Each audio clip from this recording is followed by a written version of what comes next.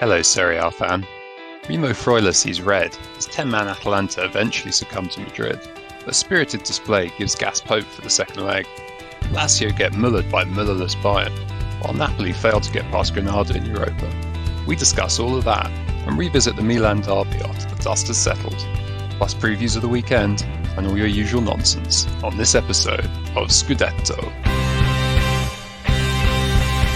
Hello everyone and welcome to Scudetto, your weekly roundup of top-flight Italian football. Tonight we're going to be previewing the game of the weekend, that's Roma versus Milan. Also going to be talking about the fortunes of the Italian teams in the European competitions, starting with Atalanta Madrid. But don't worry, we have not forgotten about the Milan derby. We'll be getting you Boaz's take on that, what it means in the title race, etc. But first, let us catch up with the squad. Boaz, let's start with you. How are you getting on? I'm doing pretty well. I got a haircut this week, and the guy butchered me. Unfortunately, I was given the old guy as opposed to the young hipster guy who does young people's hair. So I guess it says a lot more about me than the hairdresser. You're looking nice and trimmed. It's just Kenny to get the haircut now. We're definitely looking a lot sleeker than we were a few weeks ago. But I guess he's got the excuse that all the barbers are still closed, probably. Yeah, absolutely. That's exactly what I'm hiding behind. It's a good thing that this is not a visual format. It's not that bad. We'll get Kenny's update in a second, but Baz, do you want to tell us about your beer? Have you got something more distinct for us this week? No, I've got a generic henchman copy-paste beer, some local lager. Unfortunately, my beers have not arrived yet. The ongoing saga of the missing beers. It's getting ridiculous. Okay. Kenny, how about you? How are things in Scotland? Yeah, I've had your stereotypical middle-aged man week this week, really. Just doing lots of DIY, nothing particularly exciting. But then I guess if ever there was a time to have that excuse, lockdown would be it, really. But yeah, all good. Other than that, it's not that cold anymore, and it's a bit sunny, so quite happy with that. Yeah, interesting you say that. I've had a similar week. Went for our IKEA trip on Monday and been building some flat pack furniture, which is always a fun challenge. But I did get some meatballs out of it. Always. Yeah, you always have to go for the IKEA meatballs. I think I had 14, maybe even 16 of them. Lovely stuff. Healthy diet, of course. And what about your beer, Kenny? I've been a bit lazy this week. I've got Brewdog Dead Pony Club. I like them. So, yeah, just gone for one of them. It's a solid choice. Well, it's okay. You guys have gone for kind of reliable favourites because I've got one that's a bit outside the box. It's from a brewery called Amorphis, I think, and it's called Legacy of the 1000 Lakes, which, as our listeners may know, Finland is known as the land of 1,000 lakes, at least by Swedes and probably by other people as well. And there are a lot of lakes here, so it's an apt description. Someday we'll be able to visit. Yeah, we can have a Scudetto reunion and you can dodge it. Let's move on to the football. And starting with Atalanta, who obviously in action last night against Real Madrid, ended up losing 1-0 and in controversial fashion, I think it's fair to say, which we will get into. But Kenny, let's start with their previous game on Sunday evening, because after that it was a sort of 6-goal thriller against Napoli. They came out on top, and I thought they were shaping up to be a strong candidate for our Good Week award. So shall we start there? How good were they in that game? They were very good. I mean, it was 0-0 at half-time, the game, but Atalanta really did have, Atalanta had all of the possession, all the chances really in that first half. I think basically we said it last week. Napoli were going into this game a depleted team, tired, and Atalanta had the full week to prepare, and I think it absolutely showed. They were much fresher than Napoli. They were much more energetic, and they also, to add to that, had Luis Muriel, who is absolutely on fire, who ultimately in the second half made the difference. But they were really, really good in the second half. It did look a couple of times like they were going to do that Atalanta thing of letting commanding position slip, but they just kept doing what they do best, kept creating chances and scoring, and 6 goals in the second half to make up for the none in the first. 4-2, they would be absolutely delighted with that. I think it was really, really possibly more important for them than Napoli to stay in the Champions League race, because you do think that when Napoli's players start coming back, they'll potentially that will freshen up the squad a little bit. Atalanta, obviously, these players are going to have been playing week in, week out. Already they have been, and with hopefully with continuing Champions League commitments, that will be the case for a good long time to come. Yeah, and before we do move on to that Champions League discussion, we should send our best wishes to Victor Osimhen, who was stretchered off unconscious. Looked like he'd received a blow to the head, although I think he's back in limited training. So hopefully he'll be back on the pitch fairly soon. He's not having a good time of it. No, exactly. And Napoli been missing him, I think it's fair to say. So yeah, all the best to him. Speaking of people going off, though, Kenny, before we move on, did we want to quickly mention Gasperini? Yeah, I mean, you've said that we're going to get to the Champions League game next, but I kind of feel like he should have saved the red card for the Real Madrid game.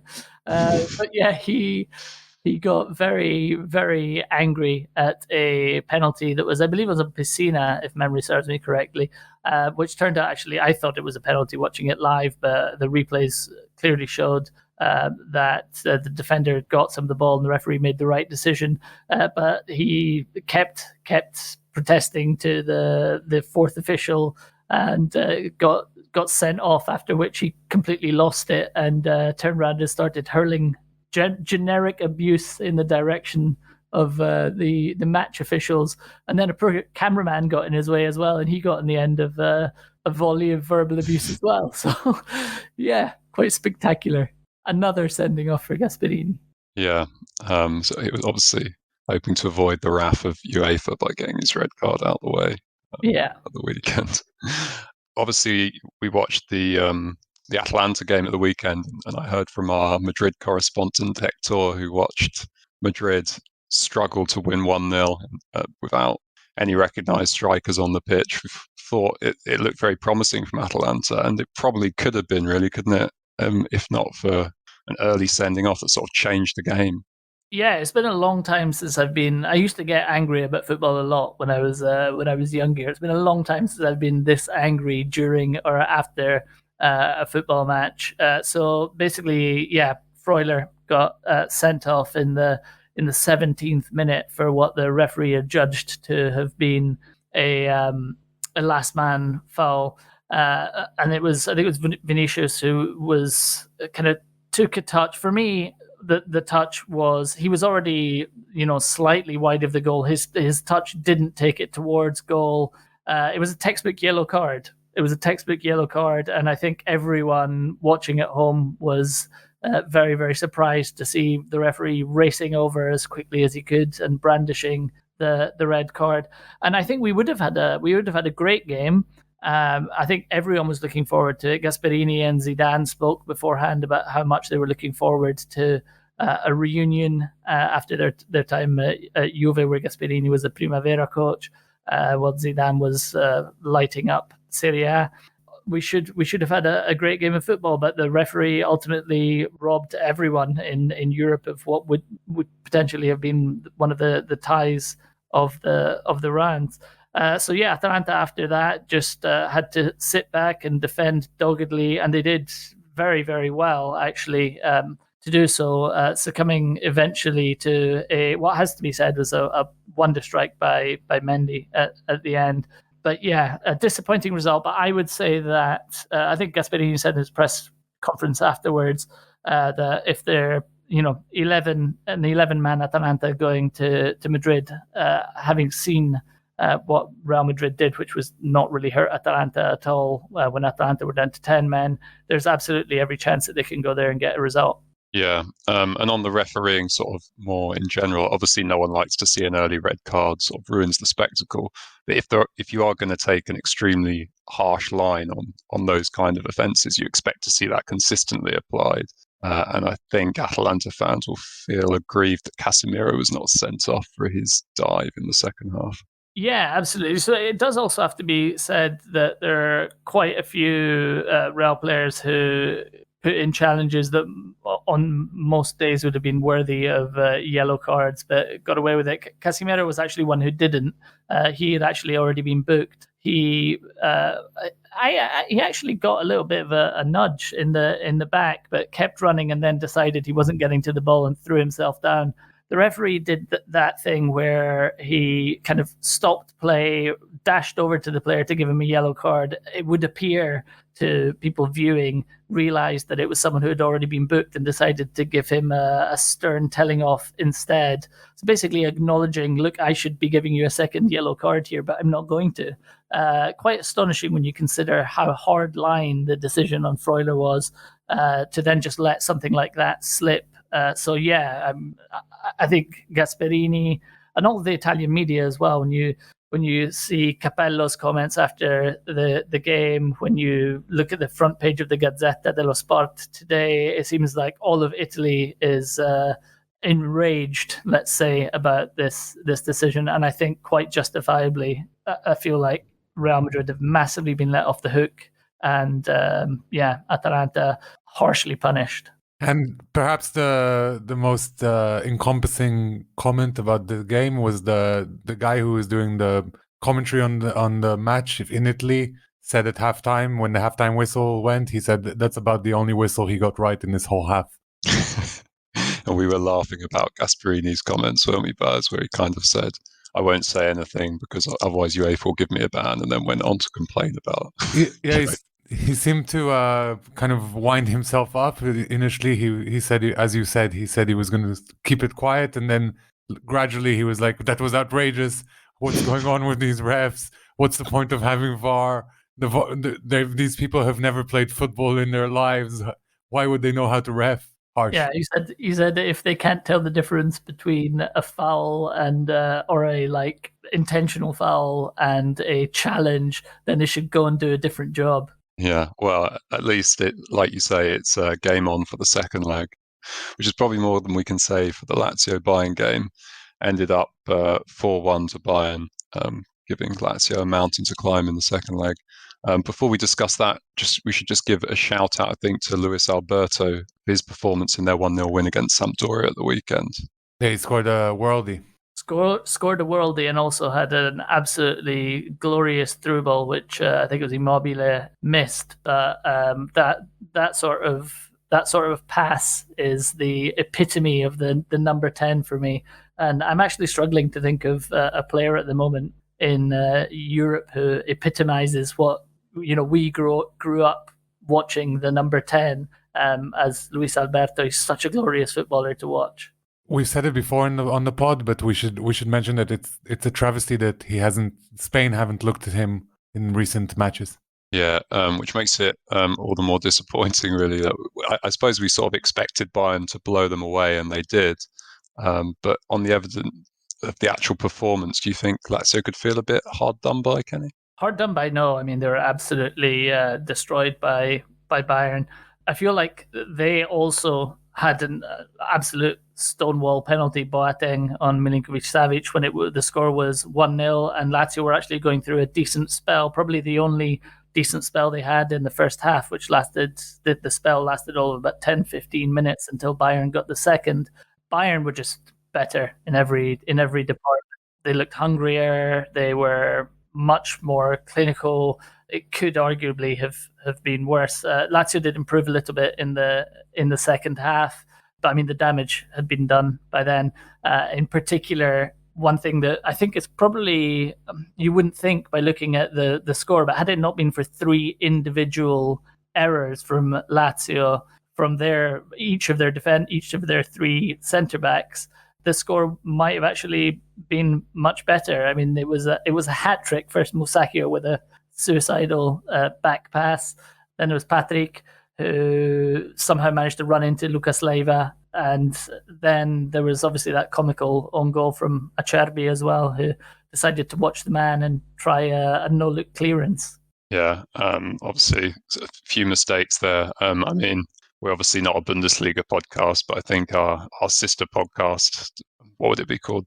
Salatschüssel or something like that. would be predicting Bayern as strong favourites for the competition. So maybe Bayern look like the team to beat again this year, and in a way, Lazio were unfortunate to draw them. In Lazio's defense, they haven't played in Europe in 7 years, so it's all a learning curve. And as Kenny said, obviously Bayern are the better team and deserve to win. But if the episodes went slightly differently, it's possible that we'd be talking about a completely different game.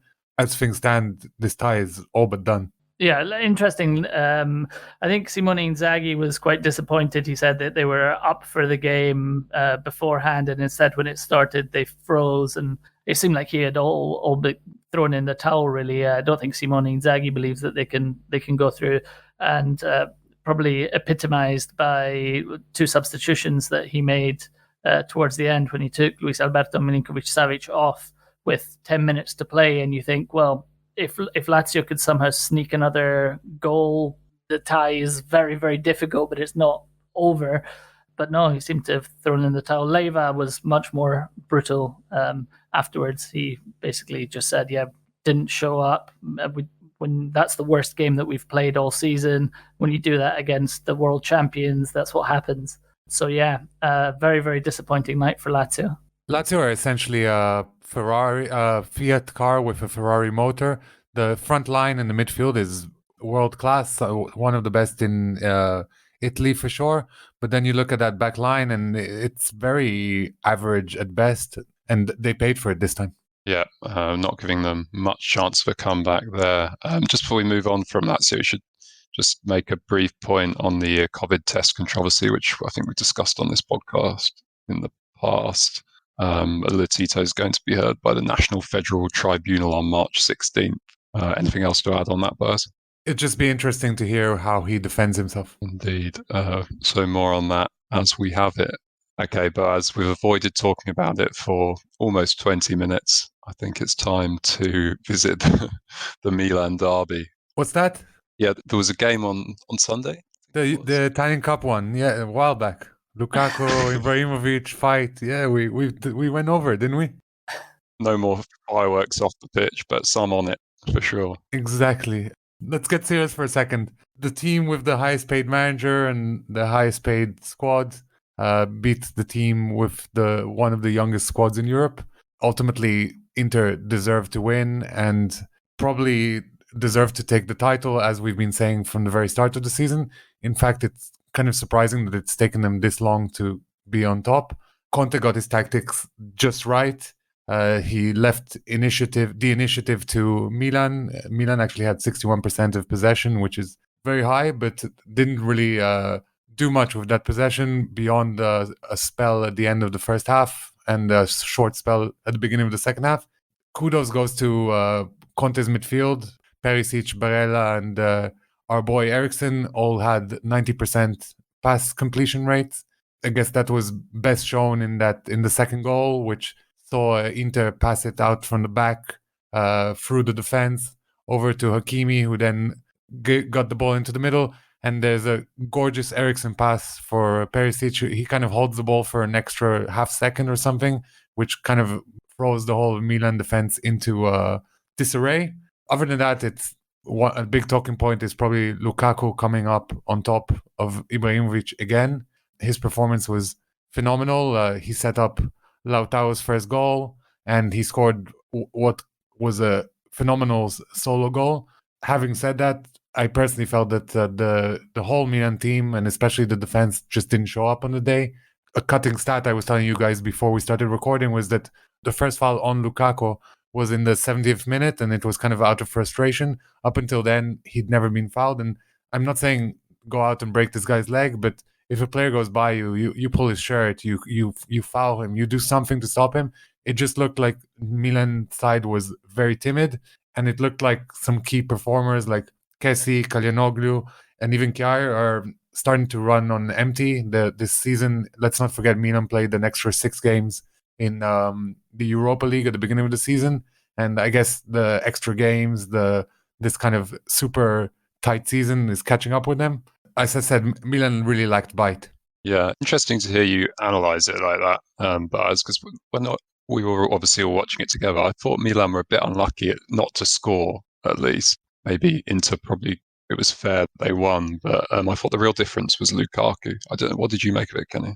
I did think Lukaku was the difference, and I think without him, Inter are not favourites for the title. With him, they look unstoppable, especially now that Conte finally seems to have found his preferred starting 11. Boaz said that Conte got the tactics just right.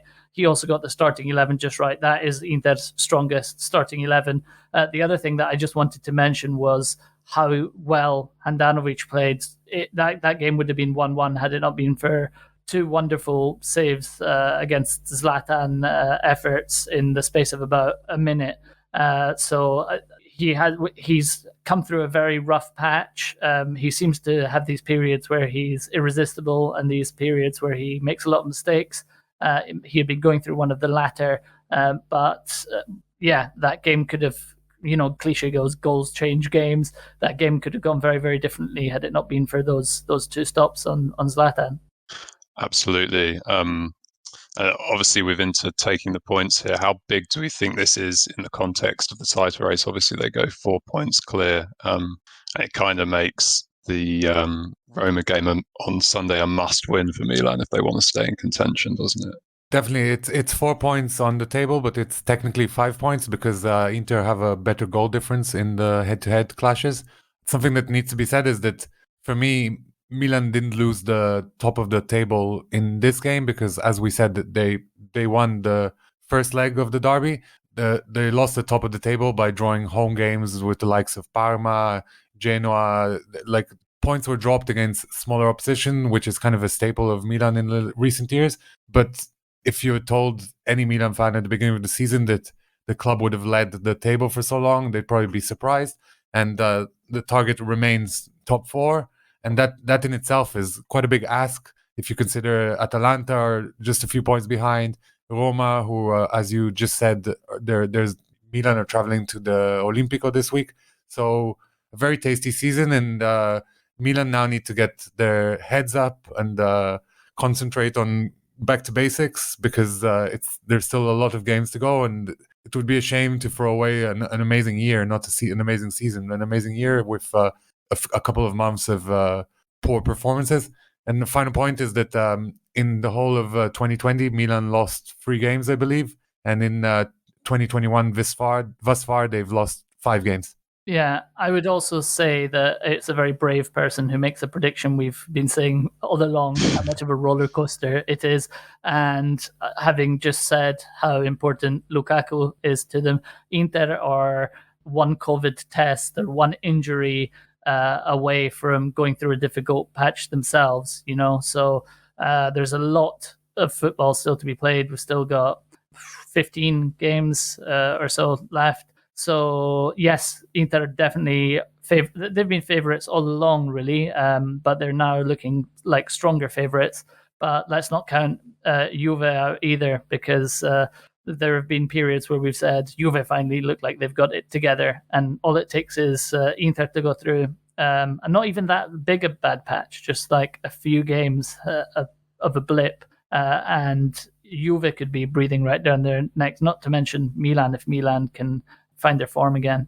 In Milan's favor, the calendar gets a little bit easier after the Roma game, and there will be matches against Udinese and a few of the lower team tables. So, as I said, now is the time to get the shit back on the road.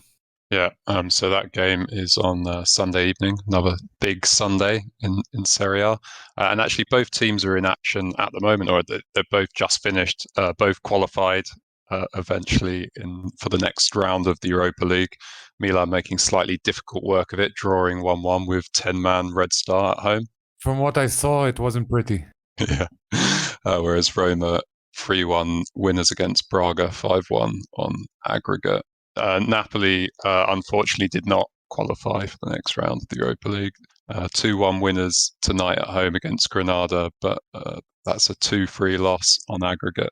And to follow on the theme of controversial refereeing performances, we didn't watch the game, but Gattuso had some words about Granada's time wasting, and he said that if an Italian club had done it, they'd be crucified.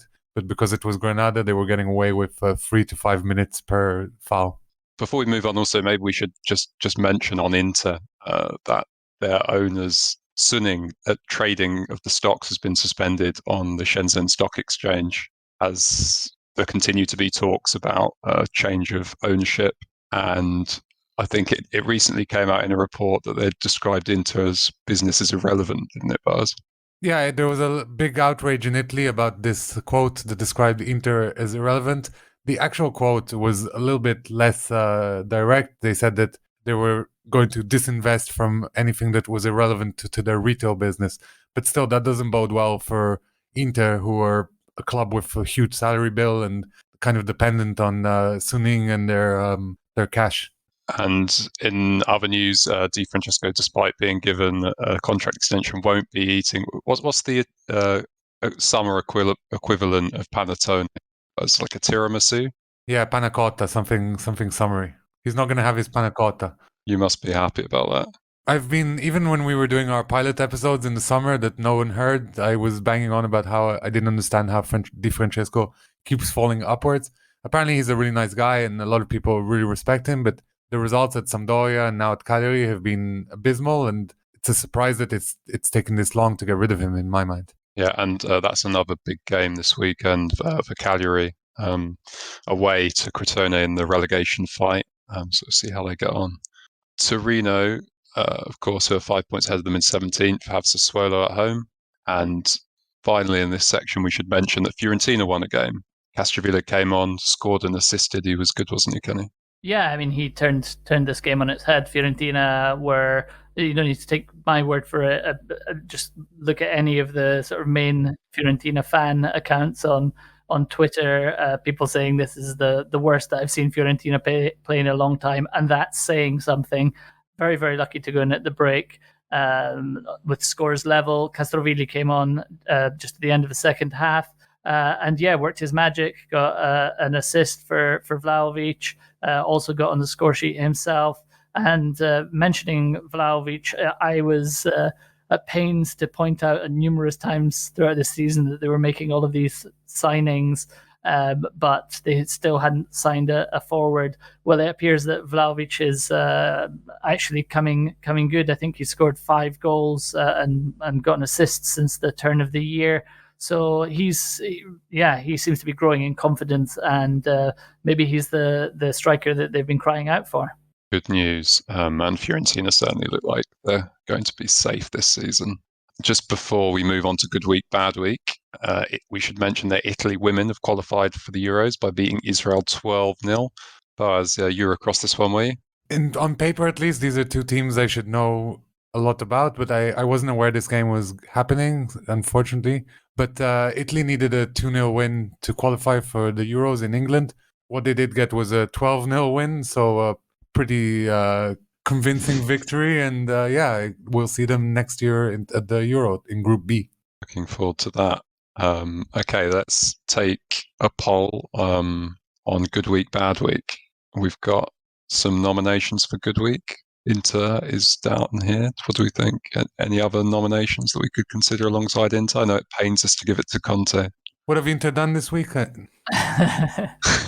I think we've got to give it to. I think we've got to give it to Inter. I think I was the main instigator behind this getting on the spreadsheet. They could have had it a couple of times in the last few weeks, really, but to win the Derby 3-0, to go 4 points clear at the top, yeah. Everything that we've said about them becoming strong favourites, I think it has to be Inter. Good week this week. And their recent record is immense. I think they've got 15 games, 1 draw, 1 loss, and the rest are all victories. Yeah, and they've also got the advantage that they don't have to play midweek, so no chance to slip up in Europe and lose the title. Probably, okay, we'll give good week to Inter. Bad week's maybe a little bit more controversial. There are a few teams that have lost 2 games. I think probably Napoli are front runner, given that they've just failed to qualify for the next stage of the Europa League. For me, it was between Milan and Napoli, but since we gave it to Milan a couple of weeks ago, we should spread the love. And Napoli are the only Italian team out of Europe for now. Hopefully, Juventus, Atalanta, and Lazio can surprise us. Yep. So bad week, Napoli. Any objections? No objections here. I was just just kind of having a refresher, looking through the results. A lot of draws, so not like that many options. Potentially, Cagliari, who we've just spoken about, dropping 5 points adrift at the bottom. But yeah, I think it has to be Napoli. We'll keep an eye on Cagliari because with that squad, they really shouldn't be anywhere near the bottom. Fair enough. Well, with that, I suppose we will move on to the honourable and dishonourable mentions. Boaz, you want to kick us off with some birthday wishes? The birthday wishes always seem to fall on me, but today, as we record, is Gigi Donnarumma's 22nd birthday. And I was actually going to give him an honourable mention before I knew it was going to be his birthday, because he is the fastest player to reach 200 Serie A appearances at the tender age of 21 in a few hundred days. He didn't have a particularly good performance in the derby, although you'll struggle to blame him for any of the goals. As I said, he's really, we've mentioned it time and time again, he's the Azzurri keeper for years to come. There's this contract dispute with him, and if I were him, I'd go to PSG or a Man City or one of these mega clubs. But obviously, I'd love it if he stays in Milan for his whole career. We'll see what happens. Yeah, and Kenny, I'm just looking at this next one. We've already spoken about Luis Alberto's lofted through ball. Just for the record keeper, Boaz, this goes down as an honourable mention. Yeah, absolutely. And Boaz, you want to give a dishonourable to fans? Yeah, this all started in the build-up to the derby. There was a few thousand people outside of San Siro from both teams. And at the time, we commented that, especially given the current situation in the world, it's really inappropriate, but also it's very disrespectful to people who are working in hospitals, people in healthcare, who honestly, they're the ones who will end up suffering from this. But following that kind of disgraceful behavior, we've had Atalanta fans seeing off their team in masses. We've had Lazio seeing off the team in masses. This is a worrying trend, and these people should fix their heads. Yeah, not much more to add there. I think we're all in agreement on that one. On a much happier note, I wanted to just give an honourable to Davide Nicola. You can dig out the clip of him hugging his goalkeeper Sirigu after their victory over Cagliari. Absolutely lovely stuff. Just gives him a massive bear hug. Yeah, I think it shows how much that result meant as well. He's done wonders for the club. Yeah, he's another candidate for the Italian Big Sam title, isn't he? Anyway, Kenny, you wanted to give an honourable to Cristiano Biraghi. Yeah, Biraghi, who reached 100 matches for Fiorentina, and he did so in the same game that Prandelli reached 100 wins as Fiorentina manager. So some nice symmetry there, but I'm going to give the honourable to Biraghi instead of Prandelli. Fair enough. And speaking of centuries, Baz, you've got another honourable for us. Despite the disappointing results in Europe in the midweek, Simone Inzaghi got a win on the weekend, and it was his 100th win as a manager, which makes him the fourth quickest to reach that goal. He made it in 183 games. Ahead of him are Sarri and Conte, so obviously not bad company. And just finishing off the other Inzaghi brother, who's a manager in Serie A, Kenny, you wanted to give a dishonourable to Pippo. Yeah, dishonourable for Super Pippo Inzaghi. I mean, this is very, very funny because he got sent off for Benevento against Roma for leaving his technical area. It was actually a second yellow card, so he was already on a warning from the referee. But there's leaving your technical area, and then there's leaving it in style in the way that Pippo Inzaghi did. It has to be said, he didn't leave his technical area to celebrate or in a rage at a decision or anything. He was actually just standing down by the corner flag, coaching his players as they were trying to dig out a late victory against Roma. And I mean, fair enough, really. The ref, we've given the refs a lot of criticism today, but he was about 30 yards out of his technical area, so I think very justified. Knowing Inzaghi, he was trying to beat the offside trap. I guess you have to be even more strict with these kind of rules when there's no crowds in, because you could just station people all the way around the pitch to give advice, couldn't you? they'd be able to hear it. Anyway, that is all we've got time for this week. Please do subscribe to our podcast if you don't already on Spotify or Apple Podcasts or wherever you get your audio. We'll be back next week. Until then, enjoy the football. Che sta decretando lo scudetto del Milan in questo preciso istante. La Juventus è campione d'Italia. Questa data, il 6 maggio.